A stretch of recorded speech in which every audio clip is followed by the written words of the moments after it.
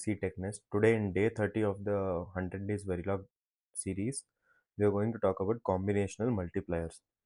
As the name suggests, multiplier is a digital circuit that performs multiplication. Unlike sequential multipliers, which use a shift and add approach over multiple clock cycles, combinational multipliers compute the product in a single flow through a network of logic gates. In this, it's very simple. We do not use any clock, and most of our circuit will be running on either a half adder, full adder, and some basic gates. The fundamental operation is based on the partial product generation and summation process. What is this? We'll see in the next slide. The core components of combinational multipliers are partial product generation. That means if you have a 2-bit binary number, using AND gates to multiply each bit of the multiplier by each bit of the multiplicand. See, this is partial product. A naught B naught is your partial product, and this you are getting by using a AND gate. Then you have partial product reduction, using a tree of arrays of adders to sum the products. Here it is very less, so we are just using one half adder to add the product. So this is our partial product reduction. Final addition, a high speed adder like a carry look ahead adder to produce the final product bits. In this you have not seen it, maybe. Yeah, see, here you will have a carry look ahead adder when you have 4-bit or something, that it will be easy for you to add the numbers. Now we'll see an example of 2 cross 2 binary multiplier. Here we have a 2-bit number, that is b1 b0, and another 2-bit number is a1 a0. We begin with multiplying it, a0 b0 a0 b1, then a1 b0 a1 b1. We need to keep c0 will be same as a0 b0. So C0 is A0 B0. C1 will be addition of these two. Whatever we have got here using these two AND gates, we'll add it using a half adder. And the carry of this will be sent to this. So again, whatever is your last product, partial product, you need to add it using a half adder. And that's how you get C2. So whatever the last C out will come, that will be C3. See, here the partial products are A0 B0, A1 B0, A0 B1, A1 B1. Summation logic, C0 equals P0, C1 equals to P1, like XOR P2, like here. Since your half adder does a XOR gate, for summation, bit 1 will be C1 P1 plus P1 XOR P2. Bit 2 and 3 will be calculated using the carries from the previous state added to P3. Means whatever is the carry from here again will be added to P3, and you will get this output. This is how your multiplier works. Combinational multiplier. Now you are checking for a 4-bit binary number, 4-bit into 4-bit. Here again see A0 B0, A1 B0, A2 B0, A3 B0. We have got that. Then again in the same way you will multiply for the other three numbers. Here what you will do is, here for the first one you will keep it as it is, and for this you will use a half adder, and this we will use a full adder. Now the problem comes from this step. Only for this step, since we have 4-bit, we cannot add 4-bit together. So what, in a full adder, so what we'll do, we'll add this first, and whatever carry is being generated with this again we'll add. And here you can do it by using a normal full adder itself. No, that is also not possible, because here you'll be generating a carry, right? Whatever carry is generated again you need to put. So again it's a 4-bit, so it becomes a lengthy process. You have a full adder again here and a half adder. We'll see it. See, we had AND gates to produce the partial products, and with that we are using the combination of full adder as well as half adder. So what happens is, whenever you had this 4-bit, right, like this, so the first 3 bits will be added using a full adder. Then whatever is your remaining part, again to add it, we'll use the sum from here, and the last product whatever is left, that is A0 and B2. If I'm not wrong, that is the thing, this one. They're adding this and keeping here. So again you are using a full adder and a half adder. In that way, when you do the complete process, you will get your last final output. It is a 8-bit output. 4 cross 4 will give you a 8-bit output. In a 4-bit array multiplier, the hardware creates a grid of operation. The hardware layers, AND gate layer. Here you will have the AND gate layer. AND gate is nothing but here it is giving all these partial products. All the partial products are generated using this. Then we have a adder grid, a series of full adder arranged in rows. This is what we're talking about, these full adders. Then we have row 1 adds partial product 0 and partial product 1. Row 2 will add the result of row 1 to the partial product P2. Row 3, it adds the result of row 2 to partial product 3. Let us check in this diagram.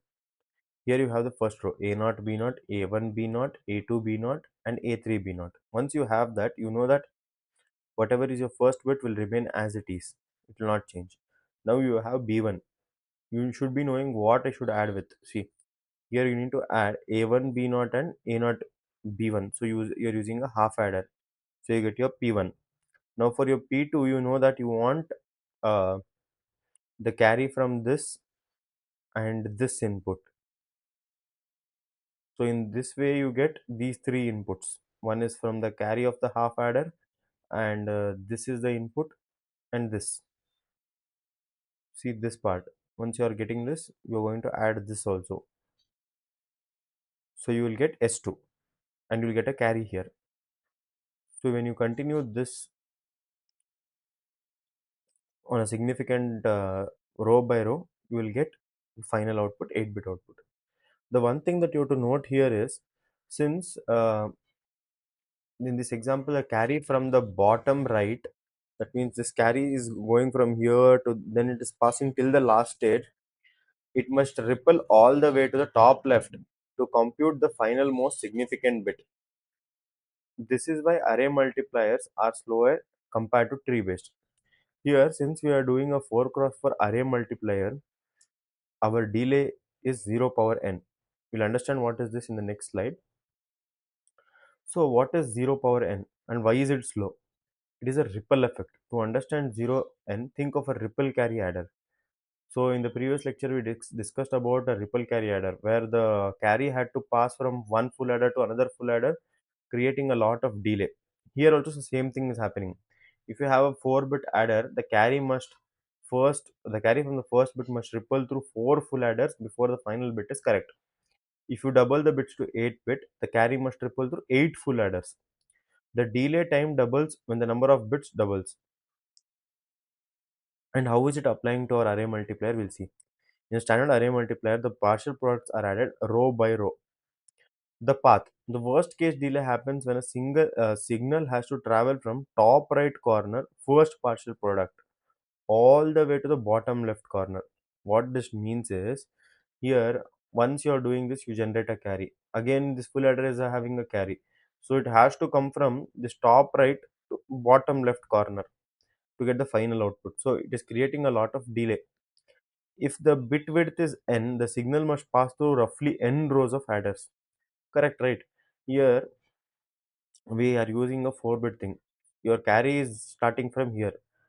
This is your first row, this is your second row, this is your third row, and this is your final. I mean, 4 times it has to pass.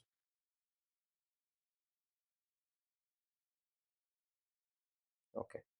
The result. The total delay T can be expressed as T into N into T gate. Gate is gate delay. Then we have the architecture type. See, array multiplier has a delay of 0 power n, then 0 log n for a Wallace tree multiplier or look ahead multiplier.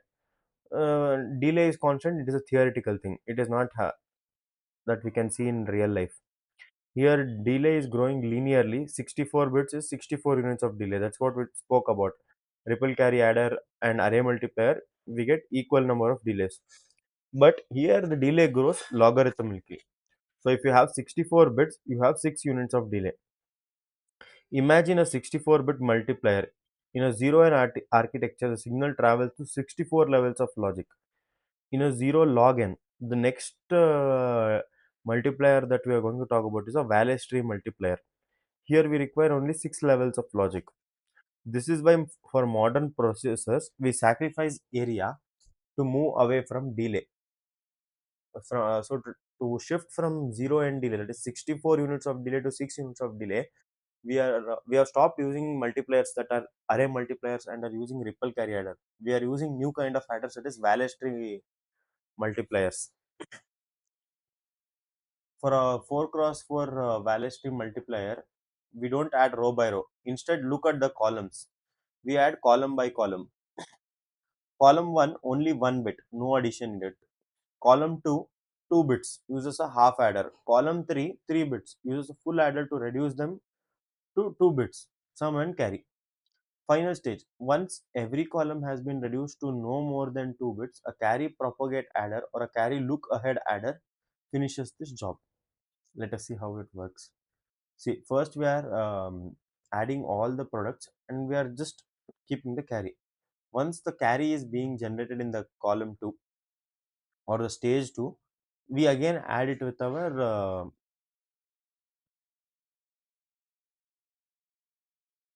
what do we see here? Yeah. Now once that we have got our partial products, we need to sum it, right? P naught plus P10 will give you S naught 1. Similarly, this will give S naught 2, S naught 3, S naught 4. For those things, we will be generating carry. S naught 1 with a carry C naught 1, so that 4 carries are generated. Now again, you have this P33, P32, P31, P30. So again, we need to add this P33. So you need to again add this row, like using a full adder. Again, you will get S13, S12, S11, S01. So again, for that you will be getting a carry, right? Again, you need to add that carry. So you will get your final output like this. So the simple thing is, instead of adding the carries together, what we are doing is we are keeping the carry separately, and later using a carry look ahead adder or a carry propagate adder to do the addition. Okay, this is what we're talking about: first stage, second stage, and third stage. Here you have all your partial products, and here, as per this table, we are adding this. See, P01 P10 is getting added using a half adder. P0 P10 half adder. The carry is again shifted to the next one. In a similar way, you will do for all the stages, and you'll get your final output.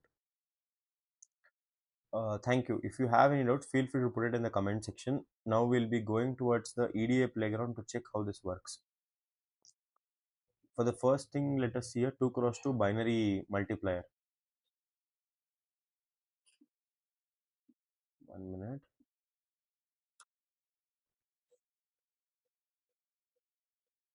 Yes, we got a 2 cross 2 binary multiplier. See, as we have already discussed the code, it is as per the design itself.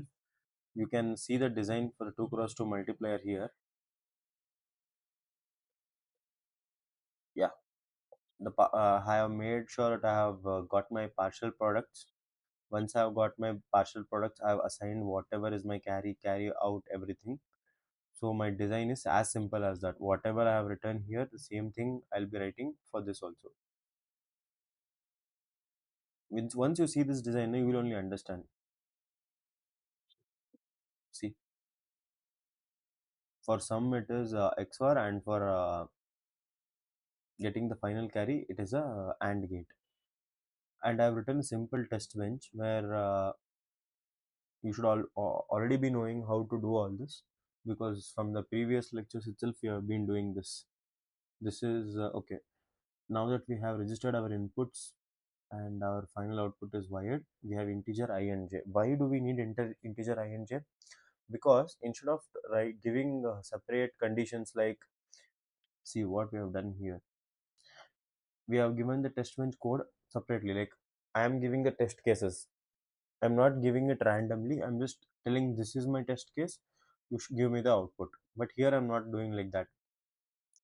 I'm using a for loop so that whenever there's an incrementation, I'll get all sorts of output, and all sorts of test cases are covered. So when I run this,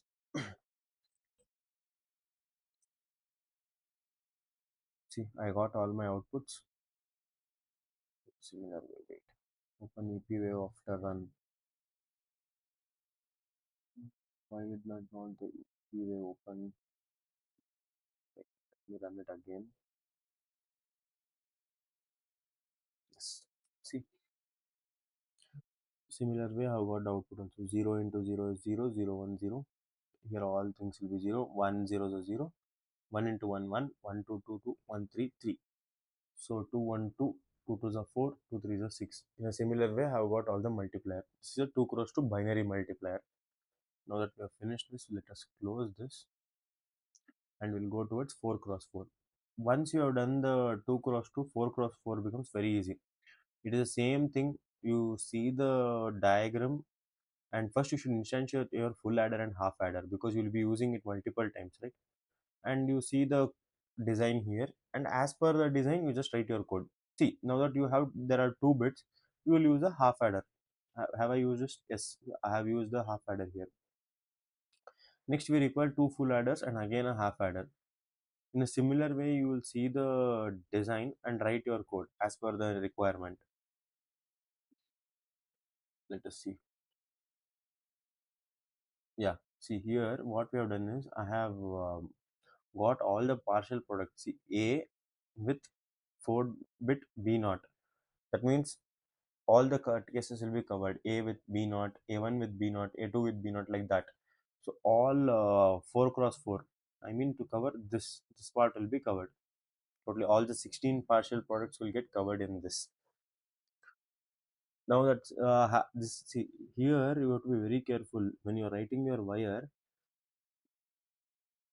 Whatever partial products you're generating, here you will not get to know seeing this design. What you have to do is you have to look at this design. At that time you'll understand how many sums you are getting, how many carries you are getting. Don't only look at final product, also look at what you'll be getting partially here. At that time you can easily write this code. And even the test bench is very simple. I have given 4-bit numbers and I've asked them to multiply it. That's it. Let us check.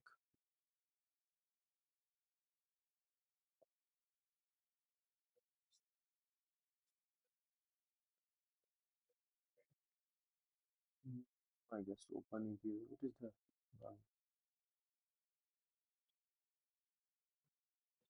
yeah. Hmm.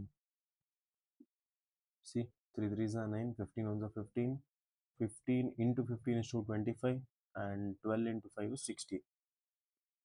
The only thing you have to take care, writing a test bench becomes very easy only when your design is perfect. You should be very careful when you are naming this, and don't forget to initialize it either in your input column or you need to initialize it as a wire. If you miss anyone here you will get an error. See, I'll show you how you will get that also. Now the problem is there is C32, but okay, let us make it C33.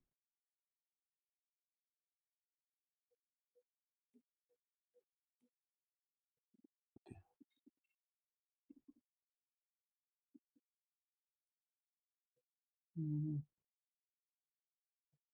1 minute. Now I make it C33 and I want to run my code. Since C33 is, oh, it's already there. Huh? Okay, okay, 1 minute. See, your product itself is getting wrong. You make it 32 itself. For a case, instead of making it 32, if I make it C34, it's because C34 is not there, right?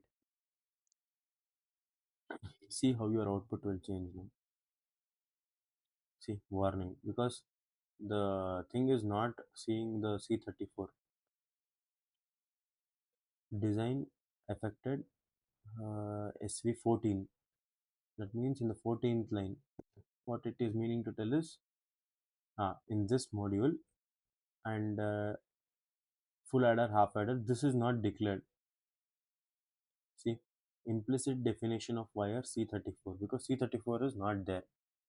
Just make it C32, it will become correct.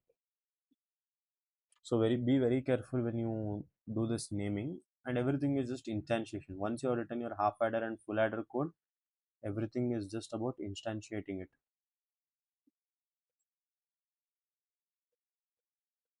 Okay, now that we have covered the 4 cross 4 multiplier, it was very easy. Now the main thing to cover is 4 cross 4 Wallace multiplier. Here it is a bit complicated. You need to understand it carefully. See here, till now we were adding row by row and we were using full adders, but now we will be doing it column by column. This is also very simple, as same as that we get our partial products, and whenever required, see the design. See here you require a half adder, so you have taken a half adder. You get all these inputs. Like, wait, let me show it using.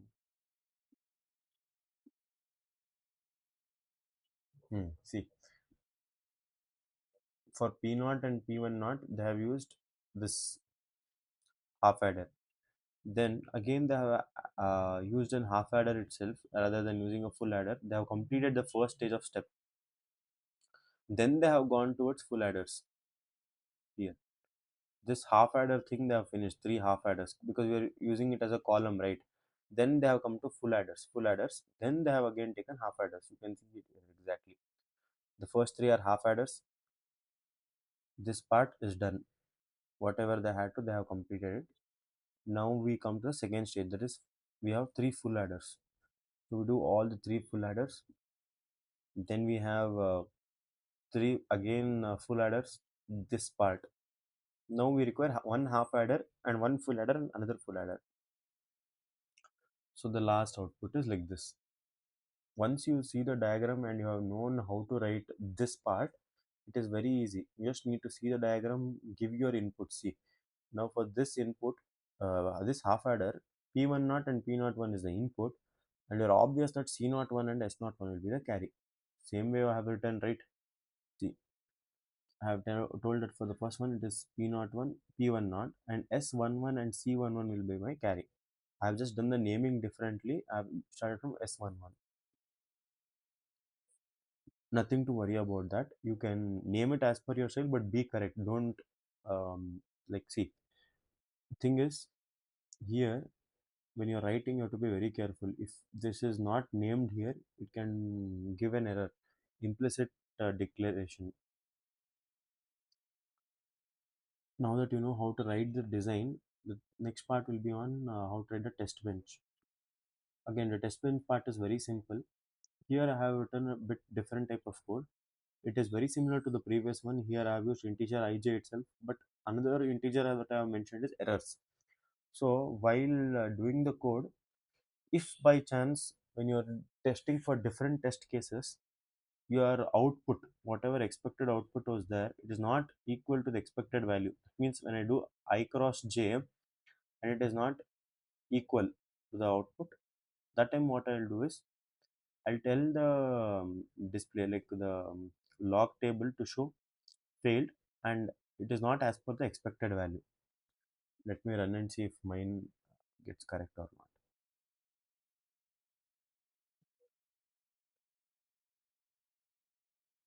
There is some problem in line 64.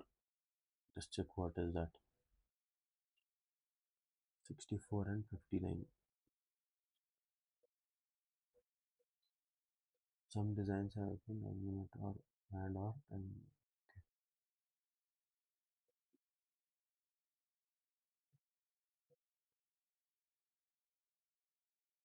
64 and 59 has a problem. Okay, why?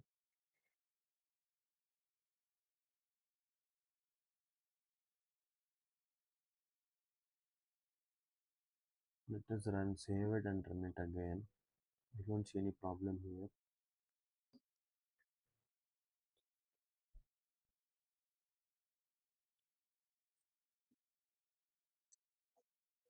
No, these are just warnings. Okay, this can be ignored. These are not any errors, just warnings.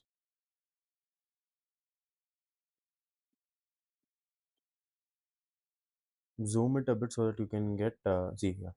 7 and 15, you multiply, you get 105. 8 and 0, you get 0. Let us, yeah, 7, 14, 98. Then 8, 1, 8. So we have tested for a long series of test cases. So you can sit and verify it. You'll get the correct output. And anywhere I haven't seen errors. So this means that our wireless tree multiplier is working properly. If you have any doubts, feel free to put it in the comment section. I'll give the link to all the EDA playground in the description. Thank you.